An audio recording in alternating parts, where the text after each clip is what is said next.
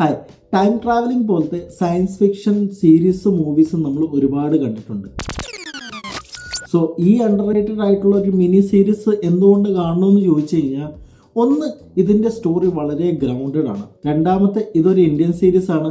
മൂന്നാമത്തത്, ഈ series almost ഇന്ത്യയിലെ എല്ലാ ലാംഗ്വേജിലും അവൈലബിൾ ആണ്. സീരീസ് സ്റ്റാർട്ട് ചെയ്യുന്നത് തന്നെ ഒരു ഫ്ലൈറ്റ് ക്രാഷ് ചെയ്യുന്നത് കാണിച്ചുകൊണ്ടാണ്. ഈ ക്രാഷ് ചെയ്തത് അന്വേഷിക്കാൻ വരുന്ന ഉദ്യോഗസ്ഥനാണ് നമ്മളെ നായകൻ.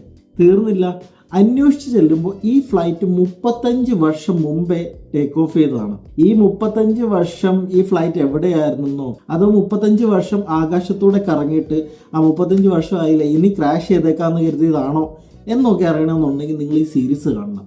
പിന്നെ ഈ സീരീസ് 2.5 മണിക്കൂറേ ഉള്ളൂ. അതായത് ഒരു സിനിമ കണ്ട് തീരുന്ന സമയം കൊണ്ട് നിങ്ങൾക്ക് ഒരു സീരീസ് കണ്ട് തീർക്കാം. സോ ഈ സീരീസ് പോയി കാണുക. ഇത് സോണി ലൈവിൽ അവൈലബിൾ ആണ്. സീരീസിന്റെ പേരാണ് JL50. പിന്നെ എൻ്റെ ചാനലൊന്ന് ടേക്ക് ഓഫ് ആവാൻ വേണ്ടി നിങ്ങൾ ചാനലൊന്ന് സബ്സ്ക്രൈബ് ചെയ്തേക്കും.